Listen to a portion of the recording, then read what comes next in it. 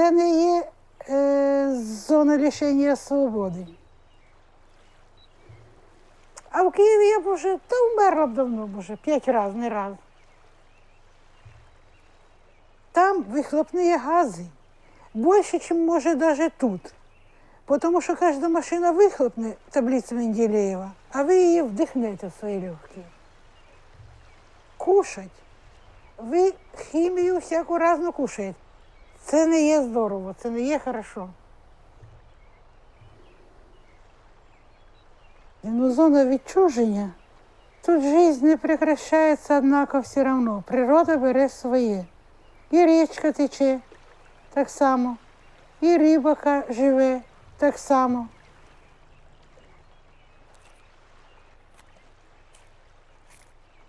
Нікуди не поїду, хай мене під пістолетом.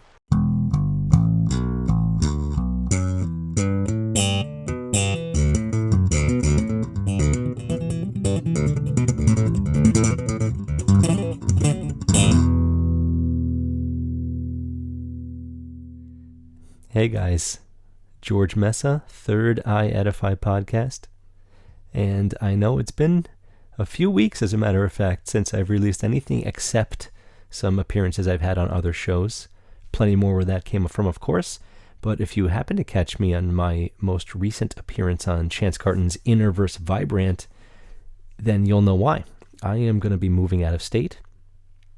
And I'm taking my wife and my 2 very little kids. And that's my excuse. I hope it's a good enough one. But this show ain't done yet, I promise you. I got plenty more where that came from. And this particular episode today, if you know what language you had heard in the intro there, it's about Chernobyl. And it's something that I've always thought about. It happened when I was very young, so I certainly heard the term a lot. Even though I wasn't around for any of the insanity involving World War II, nuclear weapon-wise, of course, it was still on the tip of everyone's tongue. You know, the word scram is actually a nuclear term. It's the scram button. If something goes down at the reactor, I didn't even know that. That came across in my research. So it's a very young thing. This whole idea of nuclear energy, nuclear bombs, radiation therapy, things like that we'll talk about. But the intro there was from a documentary I watched called The Babushkas of Chernobyl. People still live there. People that were taken from their homes after the unfortunate accident, of course.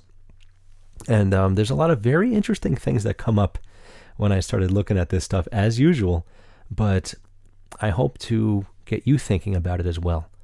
Because based on the title, which isn't necessarily the genuine focus of this, but I saw another documentary, maybe not so recently, that said there's a very large pack of wolves dominating the area. They're thriving, and the wildlife is back.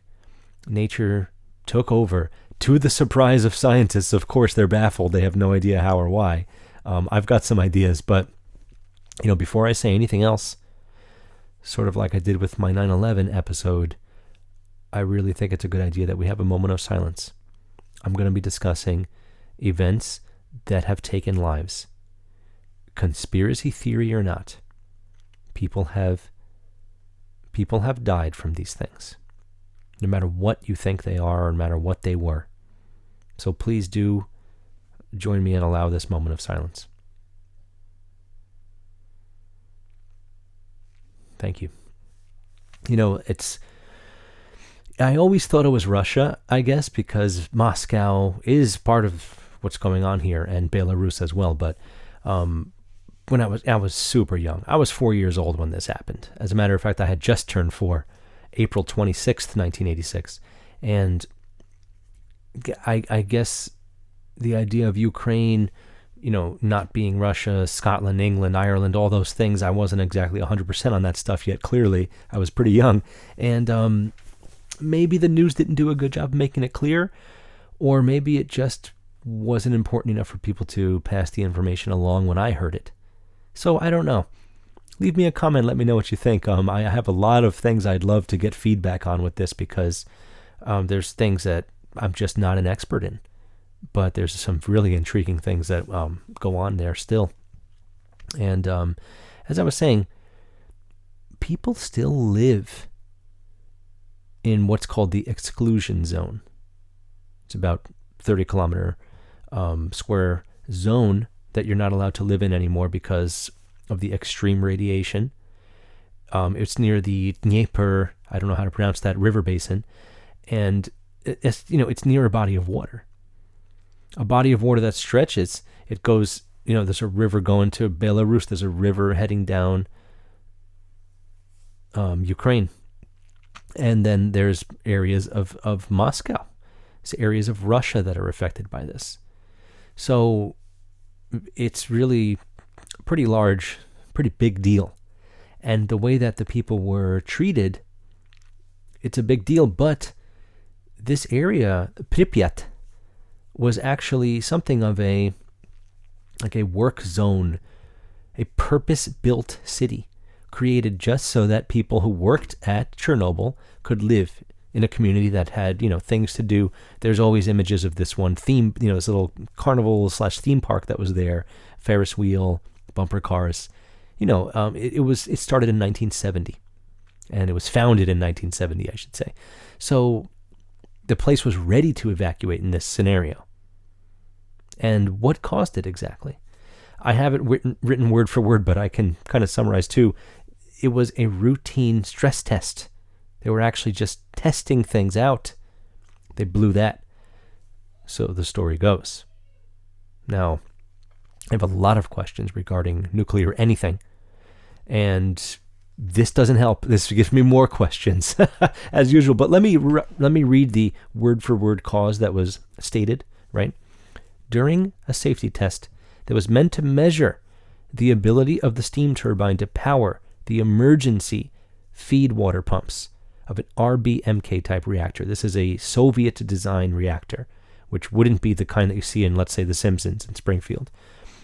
In the event of a simultaneous loss of external power and major coolant leak. During a planned decrease of reactor power in prep, the operator accidentally dropped power to near zero due partially to xenon poisoning. So maybe something was already going wrong. And based on a lot of the different things that I read, this thing was, I wouldn't say built to fail, but it wasn't working perfectly to begin with. I don't know if that's the RBMK thing. I don't know if that's a planned obsolescence thing, if it's meant to happen. I can't say, and I won't say. But pretty crazy, Xenon, first noble gas to form true chemical compounds, which I thought was interesting that was the one. Only 30 people died here. About 60 total over the course of time. Poisoning, radiation, whatever it happens to be. And I am amazed. What a low number for what was clearly a disaster. Apparently it's the only accident in the history of nuclear accidents with radiation-related fatalities. This is as reported. I am speaking from articles that I had read, videos I had watched, things of that nature. This is not eyewitness accounts.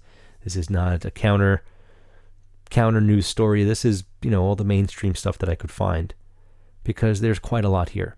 And I'm certainly not going to get to all of it. No chance, right? But just for clarity, this is the number 4 reactor. And at the Chernobyl nuclear power plant, rated a 7, which is the max type of plant. So clearly a big one. Well over 150 tons of all the different chemicals. And 100 plus chemicals were released, but the main ones were iodine, strontium, and cesium. And I saw something that was comparing, because I was very curious. When you look at the numbers for Hiroshima and Nagasaki, hundreds of thousands to hundreds of thousands of people died. these bombs were exploded, and they're far smaller amounts of anything than was going on at this nuclear power plant in Chernobyl. But there's two pretty obvious factors here. One of them is that, again, Chernobyl and all of his employees, all the employees living in nearby Pripyat, this was, again, a purpose-built city designed for immediate evacuation. Where were they evacuated? We'll talk about that.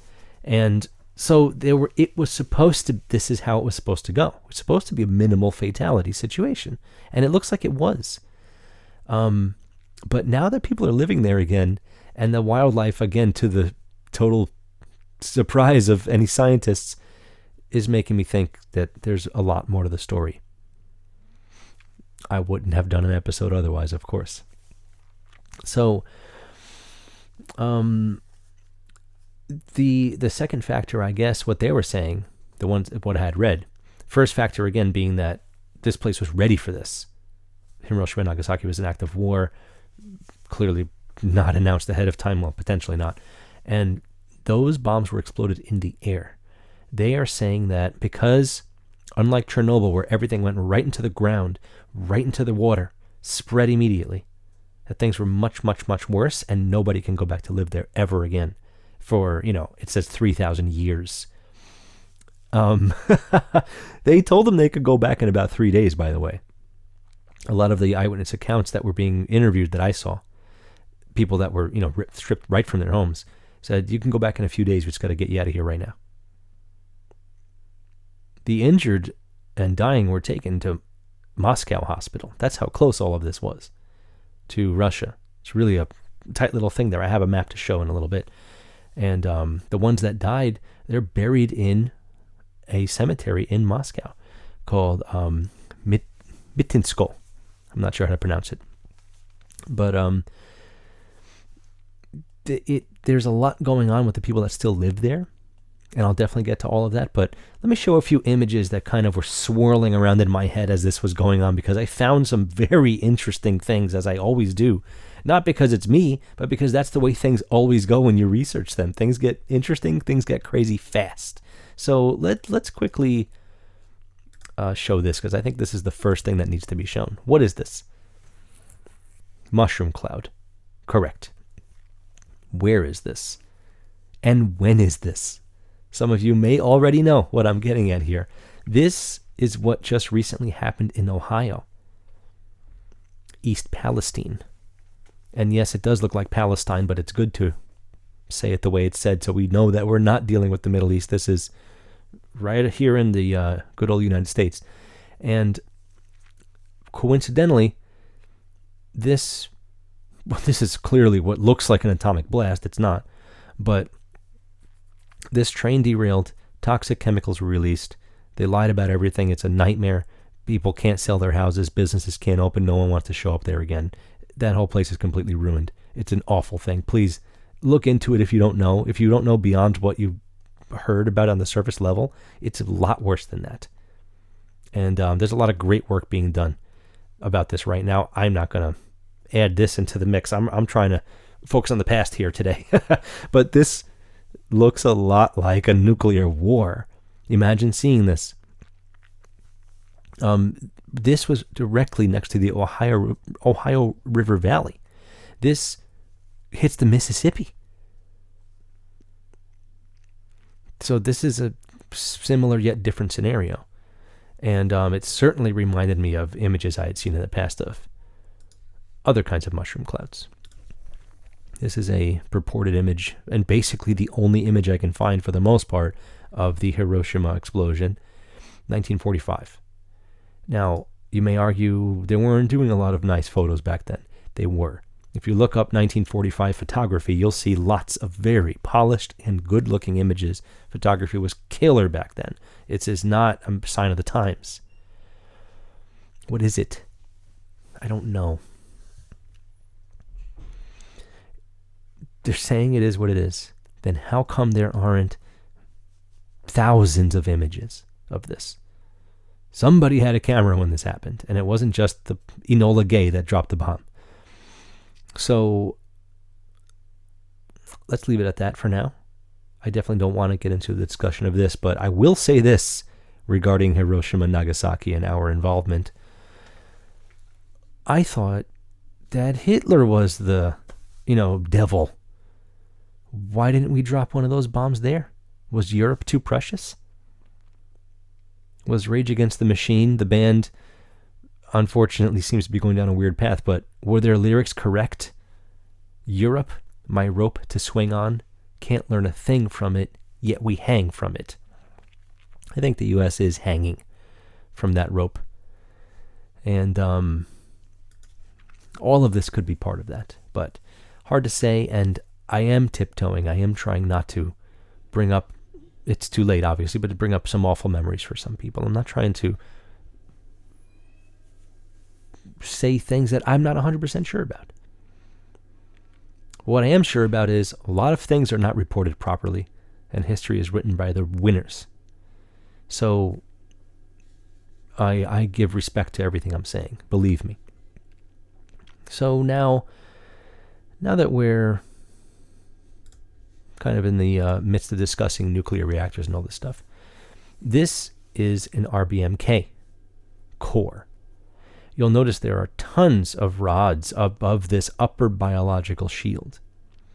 Now there's concrete on the outsides of this, which apparently is one of the biggest differences.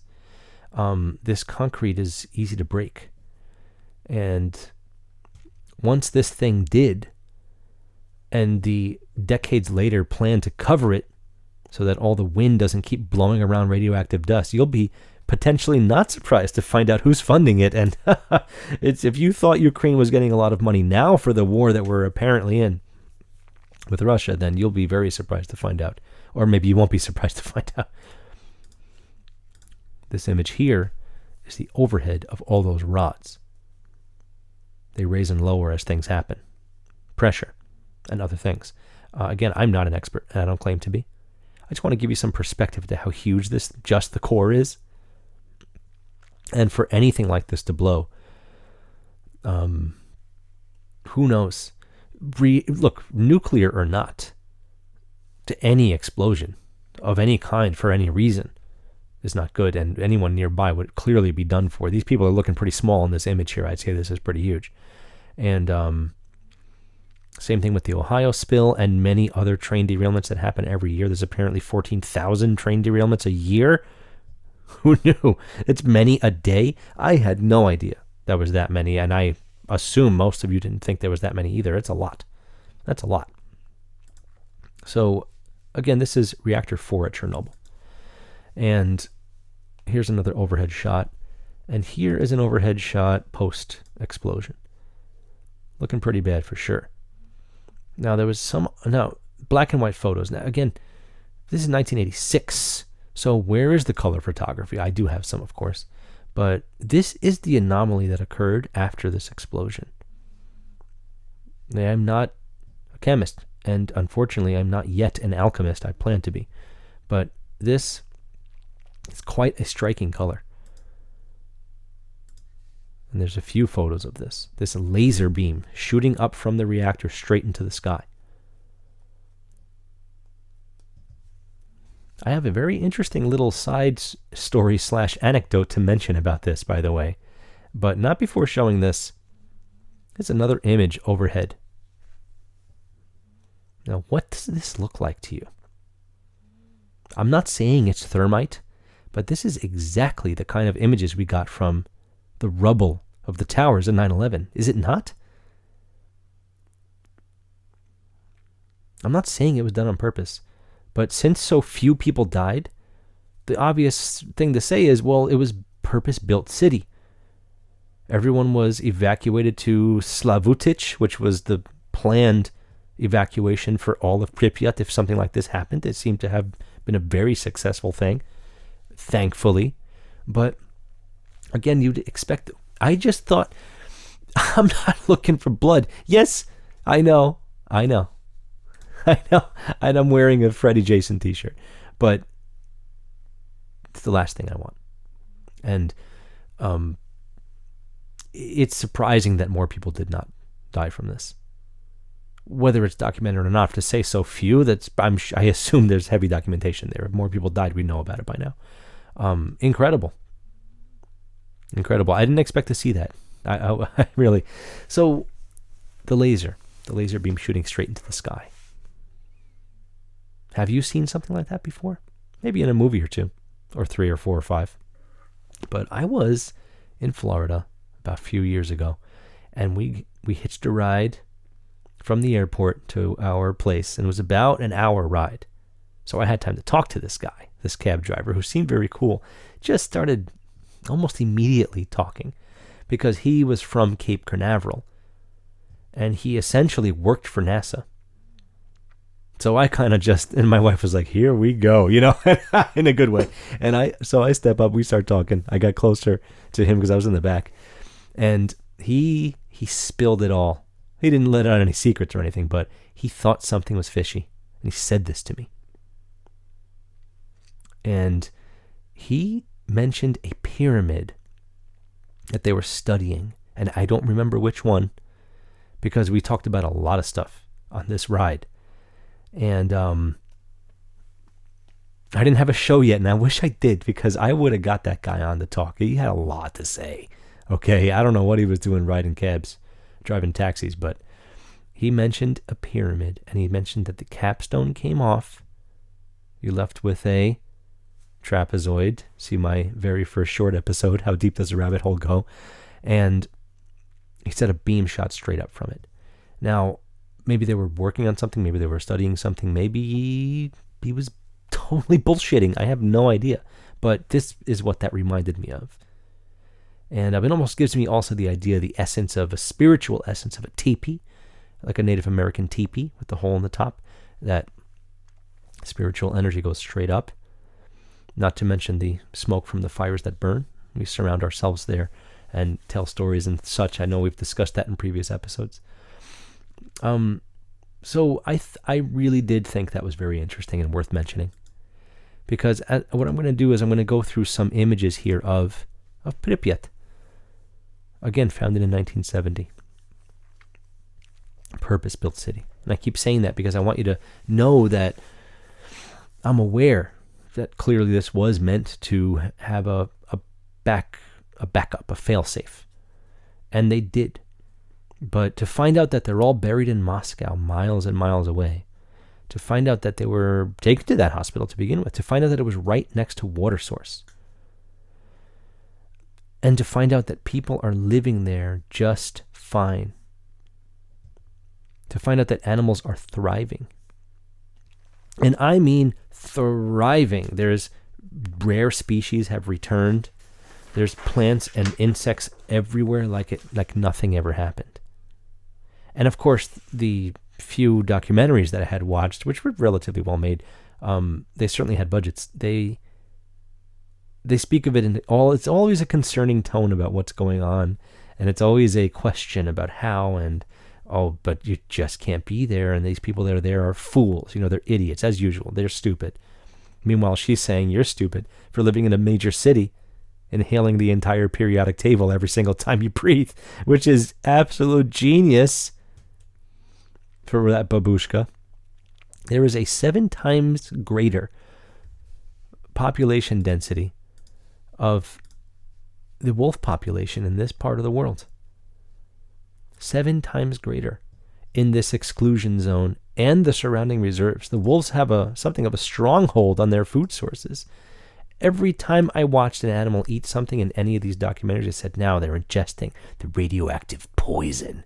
And I laughed a little sometimes, because look at this. Look how green everything looks. Look at how green everything looks. Now here, yeah, rusted and rotted, hasn't been touched, but surrounded by trees. These are I assume, some pretty iconic images at this point of the little theme park there, the bumper cars. I see the word ATOM, atom, there. I noticed that this is called an atomgrad, and that means a closed town in this industrial zone, the 9th atomgrad in the Soviet Union, as a matter of fact. And this was 150,000 square kilometers, Belarus, Ukraine, and Russia. They're all contaminated, apparently. 150,000 square kilometers, right? It's a lot. It's a lot. Now, you obviously are allowed to visit Otherwise, documentaries wouldn't be made. Although I do have another thing to add to that. But here's a shot of the reactor here. You're allowed, and here's the image I used for the thumbnail. Yes, you're allowed to go. How does that work? You may, if you've ever watched the sci-fi movie, particularly Godzilla, you may have seen them using the Geiger counter, and it crackles away as things, and more intensely as things get more radioactive. There was plenty of that in these, for sure, and I'll describe in a little bit how they're actually available to walk into these places. Here's just an example here to show you, and now you can see, look how close the power plant is to the river basin. Dnieper river basin. It leads to humongous rivers. And then look at that. It hits the Kiev reservoir. Look at the size of that. There's clearly tons and tons of mileage affected by this. And again, there's people living all over it. I'm not telling you to go there right now, stick a straw in the mud and drink. But people are doing just fine. But they were told to leave immediately. You know, what I really went in with this, here's what I actually expected to find. And I don't normally do this when I'm researching for these shows. But this time around I said, okay, why was Pripyat built? What's around it? What is the story behind it? There's got to be a scoop somewhere. You know what? It looks like it was just built for Chernobyl. I couldn't get any kind of nefarious background on it, but it's also in a very not us part of the world, and it must be very hard to get that information. If it was available, it's probably scrubbed right away. It's one of those things they say is worse about places that are, communist, Soviet, whatever. I don't buy it. I know some wonderful Russians, Ukrainians, wonderful people. Tennis, WTPA, canceling Belarus and Russia from attending any tournaments. I've mentioned it in a previous episode. I don't like it. I don't care who's at war with who. This isn't about that. That's they're at war. They're not us. We're all loving, beautiful human beings. Russia is huge. All these countries are big. You're telling me every person there, family, business owners, you're telling me they're awful people? I don't think so. Good people everywhere in the world, guaranteed. So, what does it take to get into this place? How can you walk around? How is there's people whose jobs are to study and deal with the landscape there. How does it work? You're timed. It's really that simple. Don't have exposure for too long. Have the Geiger counter on you so you know about heavier, more intense areas. Apparently the ground is much worse. But people are walking around breathing without masks, without anything. So I thought that was really weird, actually. And I'm looking now because I know there's the three things that you shouldn't do when you're by this radiation. I think it's time, distance, and having protection on. I didn't see a lot of them wearing protection when they were doing their thing on these documentaries. I really didn't.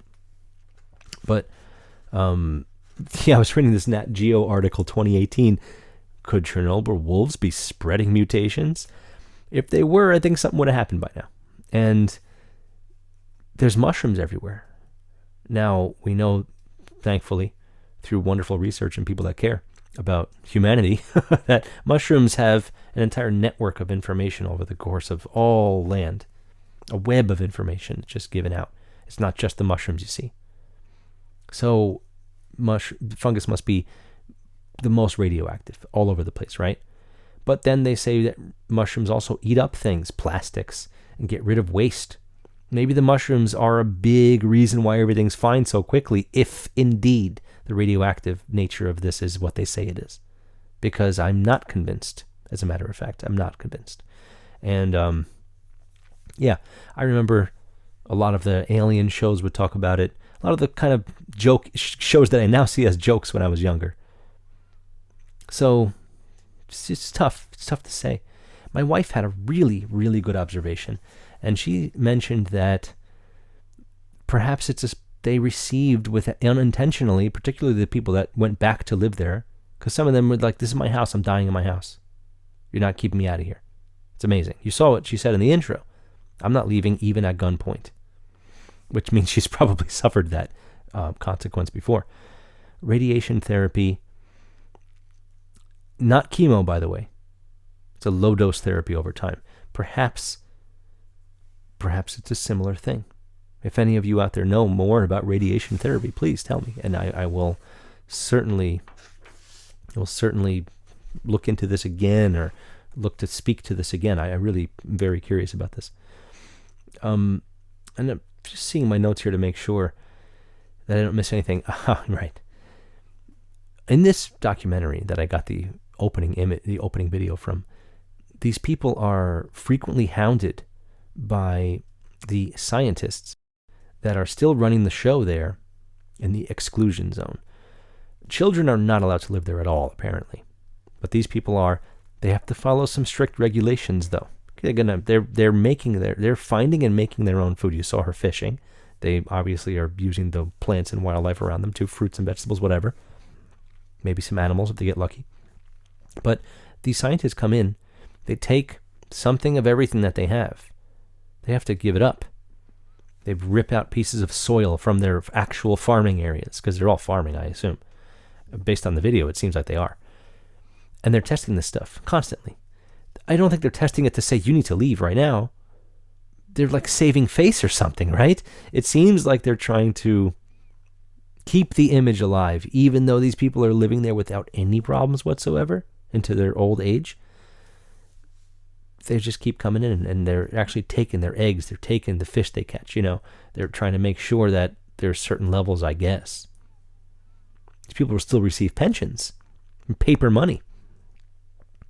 And somebody has to drive around from house to house and do it. I guess they can only do a few houses a day because everyone lives so far apart from each other, because there's not that many working buildings left in the area that are houses. Most of them haven't been repaired in 40 years. So, or close to 40 years, I should say. Not trying to show my age. Nope. One of the guys said that one of the problems is people are constantly sneaking in at night, of course. He said it was inspired. Here's a little nerdy spot for the episode. He said it was inspired by a video game called Stalker. What is this game? You end up in Chernobyl and you walk around and do stuff. Do stuff like what? He's holding a grenade. Do stuff like kill mutant zombies and in the lush green landscape, of course. I'd say based on the draw-in leaves and stuff, it's not looking like the tightest game, but whatever. It was a fun little project for somebody. I never heard of it. But very interesting. Very interesting indeed that they blamed the video game for making people want to come in at night. I'm sure people were doing this for a long time before that. Young people and animals more susceptible, they said. A reason children aren't allowed to live there.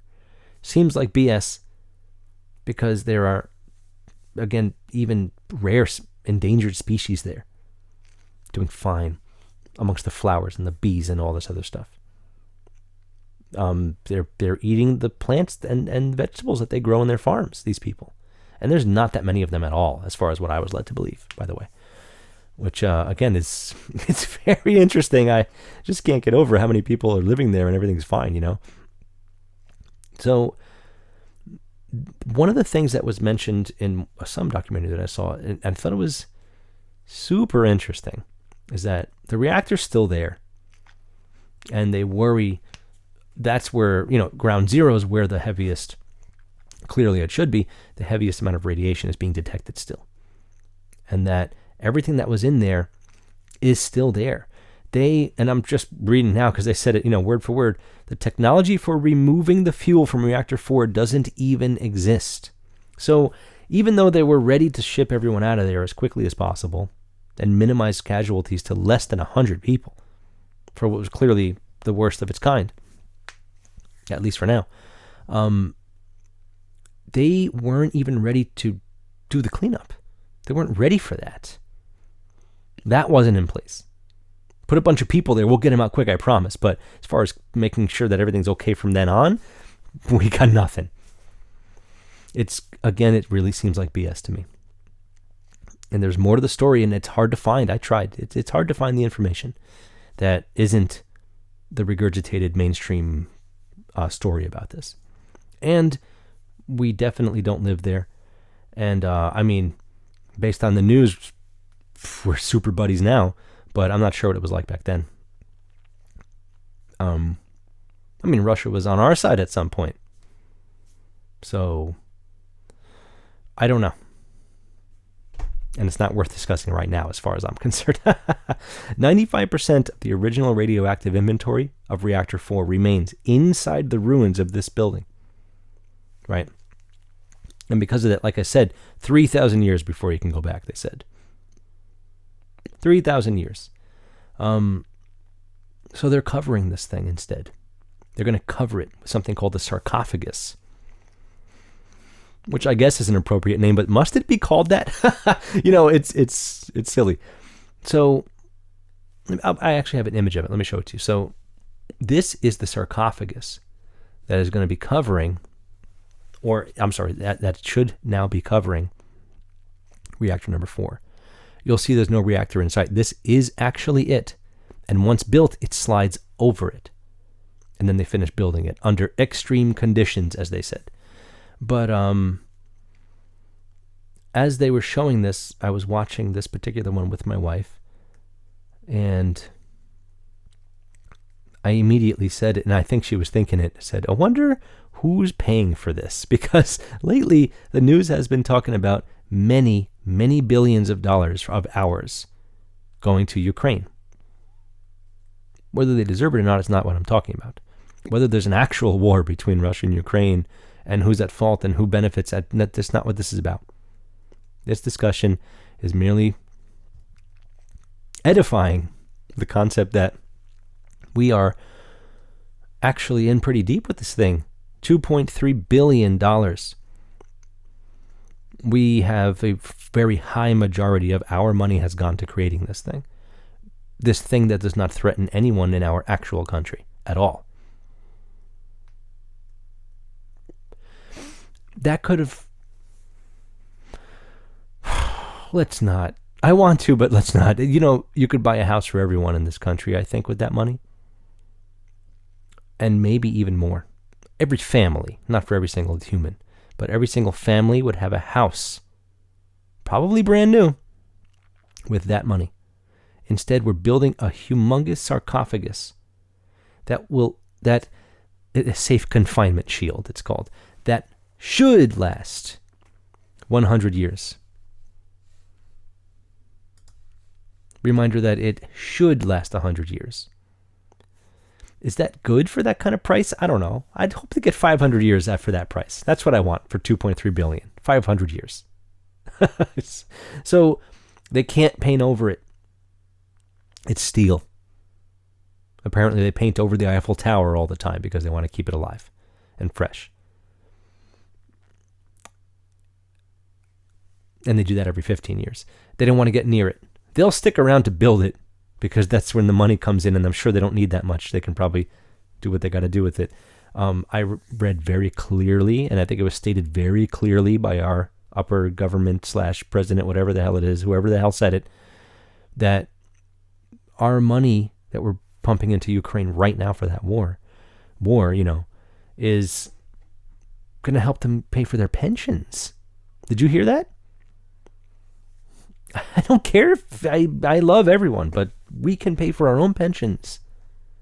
If that thing is even a necessary part of our society, part of our culture / economy, whatever. It's a little mind-boggling, a little crazy, a little messed up to me. I'm trying not to curse, can you tell? Oh, baby. It's a mess. It's a big mess. This facility, which wasn't perfect to begin with, was going through a routine test. Is this real world or exercise? And Now it's closed forever and no one can go back for 3,000 years. Yet everything is fine. Nature is telling us, no, everything's fine here. I don't know what you're talking about. Come on back. It's great. We're thriving better than most parts of the world right now. Nature is telling us everything is fine. I will side with nature, not a 2.3 billion 100-year predicted existing sarcophagus to cover a reactor that shot a beam of light into the sky. Now, I want to remind everyone, I am no expert in this. Will I have another episode on nuclear things? I assume I will, but I will be sure to bring somebody on. And there's a lot of stuff going on with that. And I don't think this story is over. Definitely not. One of the babushkas in that particular documentary that I showed at the very beginning had something really beautiful to say, and I think that it really speaks very well to this kind of thing, and I want to mention it because it's a little way to tail off here before I tail off from the place that I grew up for the past 40 years. It's going to be something pretty exciting. And I know it's going to inspire me to do some great things in the near future and far future with this show. So I'm excited about that too, along with all the other things it's going to bring. But somewhere in the middle of that documentary, when talking about the way that they were being treated when it happened, the way that they really weren't taken care of, the survivors, which were many. And mostly women returned, by the way. I don't know if I had mentioned that.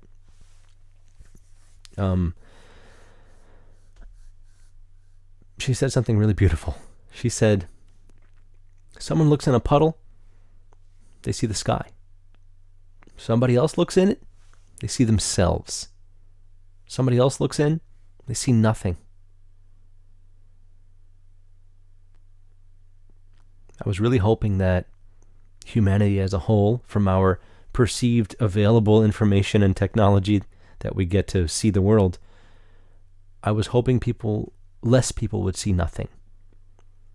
And by seeing themselves, they would see the sky. I was hoping for that. It looks like a lot of people are starting to see themselves, but a lot of people still see nothing. They just walk right past it, don't even look down.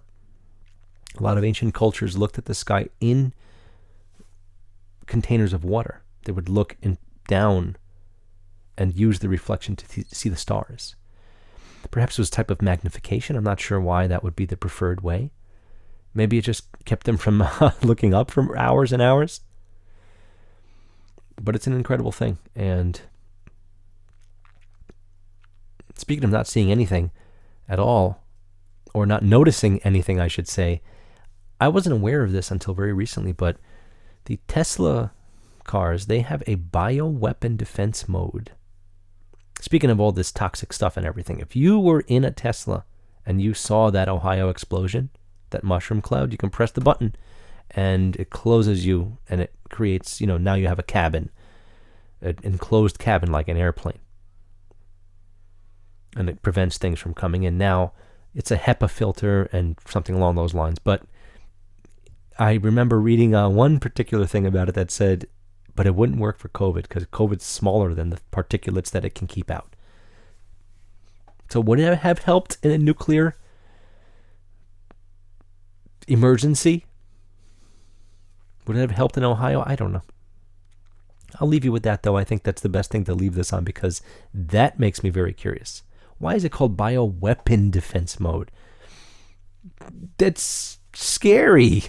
That's really scary for people. There's a lot of older people buying them. It's a scary thing to call it. I wish there was some other, disaster, air purifier, whatever. I don't know. Call it something else, please. Bioweapon defense mode is actually what it's called. So I thought that was pretty strange. And strange isn't even the half of it with this incredible place that we live. And I'm digging deep to find everything I can. A lot of very exciting things coming up, some very cool interviews. I'm going to be on shows, and hopefully that trend continues. Like, subscribe, share. Find me on Rockfin if you haven't already. This one will not be exclusive, but a lot of them are going to be, because there's things I just can't talk about on YouTube or anywhere for that matter. I feel safer on Rockfin, and they provide something for the community. You can tip me there. I can't do that on YouTube yet. That's for damn sure. If you subscribe through me there, it takes it even further for me. I'm also on Patreon, and just watching and sharing is support enough. I'm not asking for anything here. Really appreciate everything so far. My followers are really escalating fast on Rockfin. I'm close to 750 right now, 750 in just a few months. Thank you to everyone that is on that list, and all the people that aren't there yet, who are about to be, because I'm sure it'll keep going, and sharing it is a big deal for me. Thank you so much, guys. I will talk to you very soon, and I'll be at a brand new spot, so everything you see behind me is going to be totally different. It's pretty exciting, and I can't wait to bring you more. And the year is just beginning. It's going to be an awesome one. Thanks again.